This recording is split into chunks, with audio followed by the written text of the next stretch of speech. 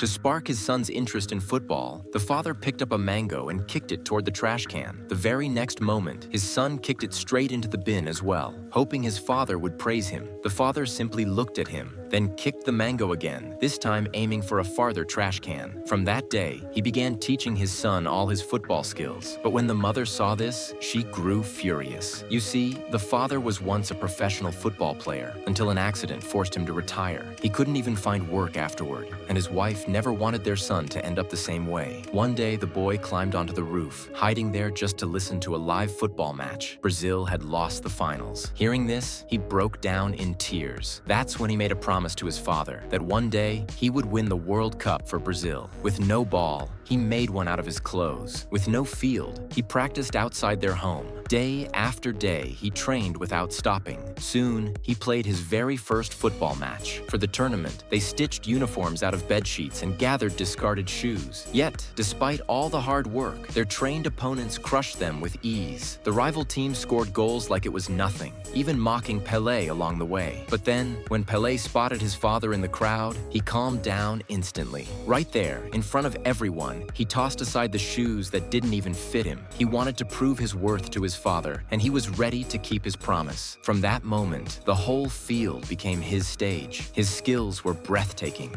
unlike anything anyone had ever seen. He scored his very first point, and his relentless spirit fired up his teammates too. With Pelé leading them, they became unstoppable. The score was nearly tied when the referee blew the final whistle. Pelé's team had lost by just 1 point, but in losing, he had won everyone's hearts. The crowd erupted in applause, showering him with respect. Even the football coach himself walked up to Pelé's father, but when his mother found out, she refused to agree. Still, unwilling to let his son's talent go to waste, the father continued teaching him in secret. Time passed, and the little boy grew into a strong young man. His football skills sharpened to perfection, while his mother watched quietly from the sidelines. For the first time, she began to wonder if she had been wrong all along. Maybe she should have let her son chase his dream. So she finally pulled out the coach's visiting card. Her son was grown now, and it was time for him to follow his destiny. When Pelé saw the coach, he could hardly believe it. Overjoyed, he hugged his mother tightly. But when the day came for him to leave home, his mother grew sad, fearing her son might get hurt. Not long after, Pelé joined Santos Football Club,